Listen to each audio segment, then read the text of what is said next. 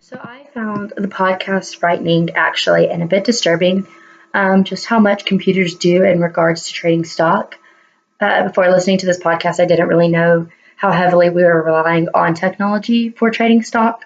But they mentioned in the podcast that 50 to 70% of trades are actually executed by computer systems, which was just kind of a ridiculous percentage for me. Um, I don't really like this idea of relying so heavily on technology because it leads to many problems, as they later mention throughout the podcast. For example, one of these problems being the speed race. I found the speed race to be a very scary subject and actually a really serious issue. I also feel like this will only continue from here and will cause many problems in the economy because the free market, in my opinion, is not prepared for this type of speed and just for this technology to really take over. The article I found was on Sage Journals. It's called Environment and Planning, Economy and Space.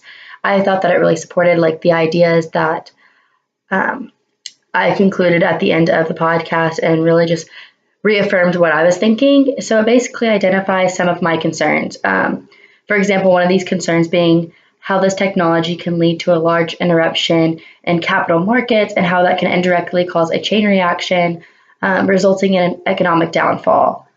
Um, However, even though I am against this technology and think that the speed race and all of these are very serious issues, and I don't like the idea of such high technology within the stock market, I do think that these systems will continue to grow and eventually take over the free market because we are currently in the technological era.